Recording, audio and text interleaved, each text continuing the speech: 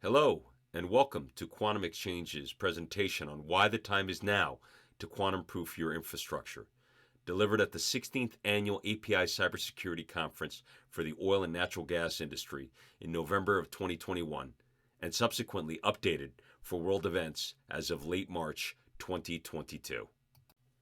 My name is Eddy Zervigon, and I am CEO of Quantum Xchange, the maker of the groundbreaking quantum-safe key delivery architecture that could potentially replace PKI used widely by enterprises and critical infrastructure operators.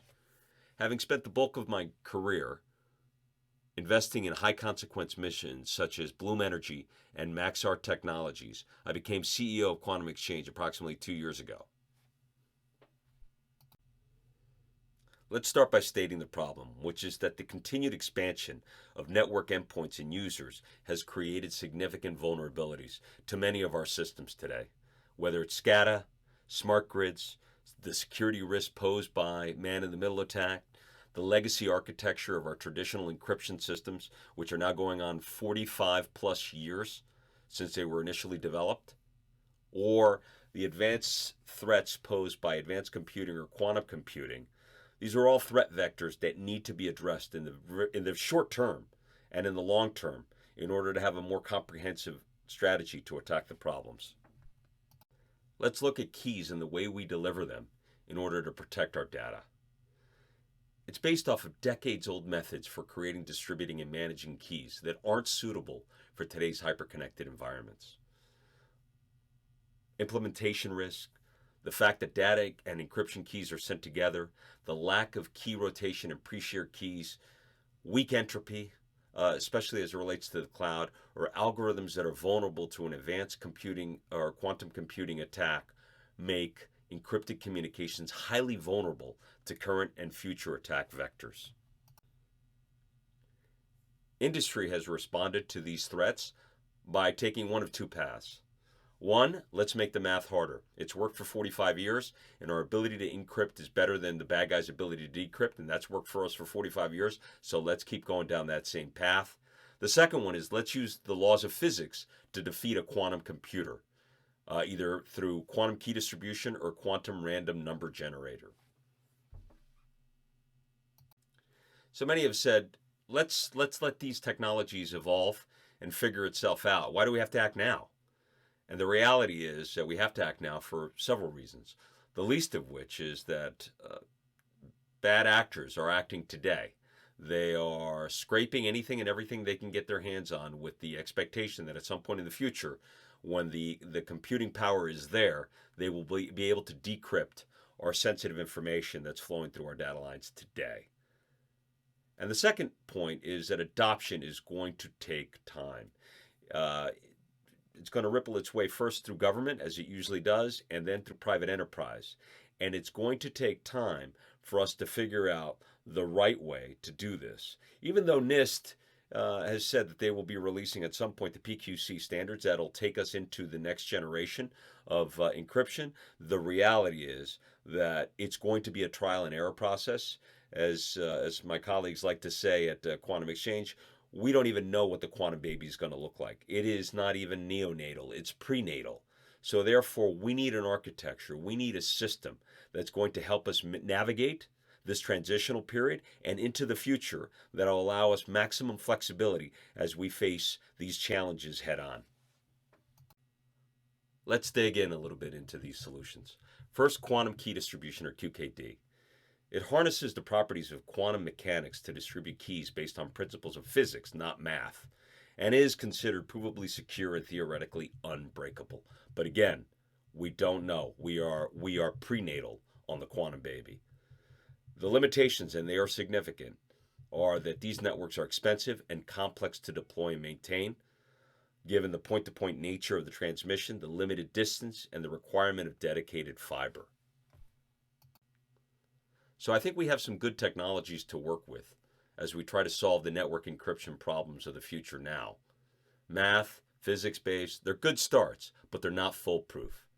To really future-proof the security of data and communication links, we need to make it as difficult for an attacker to be successful and have them spend as much money to yield the least amount of results. And we believe that is through quantum safe out-of-band key delivery. So let's talk about what out-of-band symmetric key delivery means. It means that we decouple the key generation and the delivery from data transmissions, that we deliver on-demand ephemeral key pairs dynamically regenerated to replace traditional static pre-shared keys rife with risk and vulnerabilities. We offer defense in depth, meaning countermeasures that are a mix of classic and quantum-resistant encryption techniques. We embrace crypto agility, allowing for future choice in post-quantum crypto, PQCs, QKDs, QRNGs, or combination with no network downtime. Crypto agility really means being able to change on the fly your encryption schemes without bringing down your production network. If you cannot do that, then it is not crypto agile.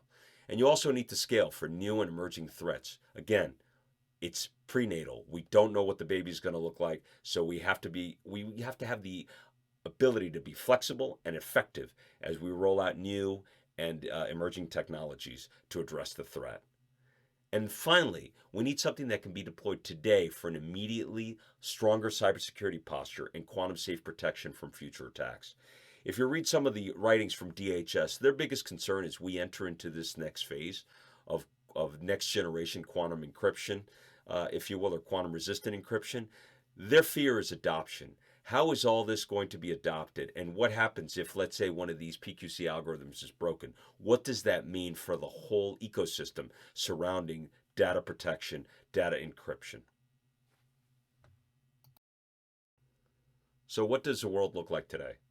As you can see, we have a simple illustration here with a headquarter, a cloud/data center, and maybe a remote office that are all connected and disseminating amongst themselves data that has been encrypted with a key that's come from a high-speed encryptor. And that's the way the world looks like today. And obviously you can see the vulnerability. The vulnerability is the line between each and every one of those data endpoints and the high-speed encryptors that protect the data. And that is a large threat surface that which an attacker can basically lay claim. And by laying claim, that means either harvesting the information or the data that's proceeding amongst the different endpoints for later decryption when the technology is available, or even stealing the credentials of any of the endpoint users and gaining access to the network today. So when we talk about what out-of-band delivery of a second key looks like, let's add our architecture to the system, which is basically, as you can see here, these blue endpoints, which could be either a enterprise grade unit that we have or a smaller kind of field unit, the D that we incorporate, or even a virtual machine. The reality is that our architecture will now take a key encrypting key and encrypt the original session key and now transmit that secondary key on which an attacker has no idea of the mere existence of throughout the network. And what we do is guarantee that that second key arrives along with the first key in the data at its endpoint, its intended target, and then are paired together once again.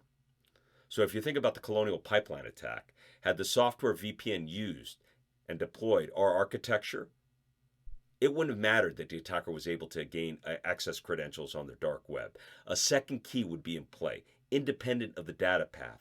The attacker would need to have known about that second key that encrypted the first key in the data and how it was used, where it was paired, how it was paired. And that makes the assignment nearly impossible because you bring context into it. It's not solvable by a computer.